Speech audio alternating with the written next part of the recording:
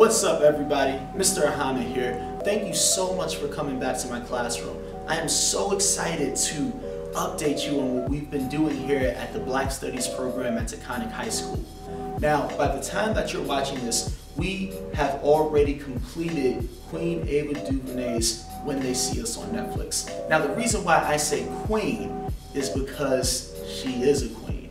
Now, when you look at the fact that she directed this story and she put the story together, she made a lot of great decisions in terms of casting and the flow of the story, the rollout, the marketing, everything. She is amazing and she deserves all the credit and all the accolades. Now, the question that I asked my students in regards to When They See Us, other than the legal aspects that we were looking at, was what space does the black artist have in this world?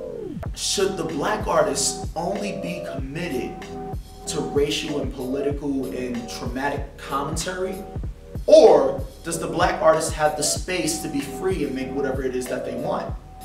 And we can look at that in Queen Ava DuVernay's work. Now, in an interview with, I think it was either Breakfast Club or Hot 97, she said some pretty interesting things about that.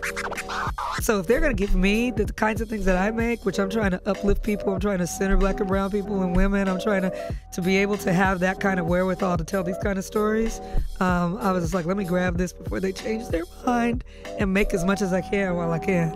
And so that's the thing. It's just like, how much can we make? How much can we do? You know, you look at Lena Waithe and Issa Rae and Jordan and Kugler and so many of us. Do I think about being a role model when I choose things? No. It's too hard. You know, this is really a tough job. I gotta just like it for myself. I'm tethered to these things for years. You know, I also don't have children. These films are my children. These projects are my children. My name is on this. That matters to me. This is what lives on when I'm done. It's a very intimate process, the choosing. And I trust myself enough to know that, you know, I'm not choosing things that are irresponsible to myself so they wouldn't be irresponsible to the people who might look up to me for whatever reason. You know, I for a long time didn't want to be social justice girl, and, you know, found myself after Middle of Nowhere and Selma and then 13th. I mean, I get every slavery script, all of them, every history script, every first black firefighter in Delaware. Like, that's a story that deserves to be told. I mean, really? Right. So I get all of that, and it's really, for a long time, I resisted. And with this, after Wrinkle, all I wanted was to tell something true and something that was real. And I went right back to the place that I said I didn't want to go. So with this, I realized, you are a social justice girl, right? And that's social justice woman. And that's okay, you know, and that's okay. And just really get comfortable with saying, you're interested in these things, and whether or not that puts you in a pigeonhole in the industry or you become a role model or whatever, you like this. And so do it for yourself. I so greatly appreciate Queen Ava DuVernay's work because it is remarkable. What I tell my students as we're watching this is that even though When They See Us is based in trauma and it's very difficult to watch, the art within the film is spectacular. And when you look at these actors and when you look at what's being done and how they choose to deliver, is that you probably haven't seen them anywhere before because they weren't given the chance to do that same thing. And this is a story worth telling, and these are actors worth seeing. This was so eye-opening. As a teacher, the other thing that I choose to focus on comes from episode 2, where Corey Wise takes the stand. Shout out to that performer because he was phenomenal. I believed everything about that. Now, when he takes the stand, he is asked about his written testimony, which he was forced into giving. He didn't do any of those things, but they were beating him up. They didn't give him any food. They kept him away from his parents. He didn't have a lawyer. They promised him he would go home.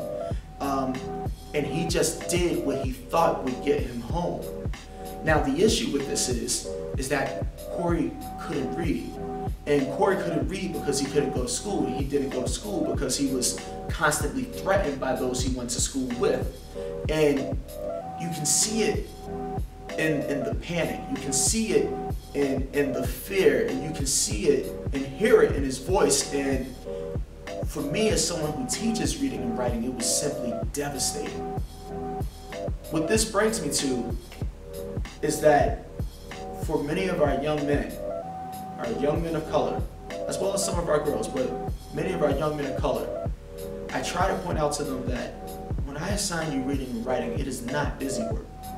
When I assign you reading and writing, it's to equip you with the tools to protect yourself. If you don't know your rights, if you can't read critically to determine those, if you cannot prove yourself verbally or in written format, you are setting yourself up to be taken advantage of. And I really need my students to understand this.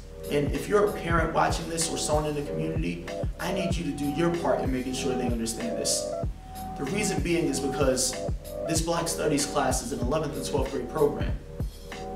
In a very short amount of time, very short, in a blink of an eye, things will change. And they will not be told what to do on a day-to-day basis. It is important that they know how to figure this out on their own. It is important that they know where to look. It is important that they figure out intellectually what makes them tick so that they can move forward in life and not get stuck in one place. From experience, I can tell you, before I was teaching, it felt like my life was flying by and I didn't feel like I was doing much. I do not want these kids, whatever the case may be, these students should not leave my class without knowing how to read and write, what they enjoy reading and writing, and how to express themselves both verbally and in the written word. Because as when they see us show us, you do not know if it could be you. You do not know if you will be the one that will be taken advantage of. For me personally, the way I talk, the way I dress, the way I walk, I smile often. When I watched When They See Us and they captured Yusuf, who was arguably the most educated among them at his age, you got to take care of yourself.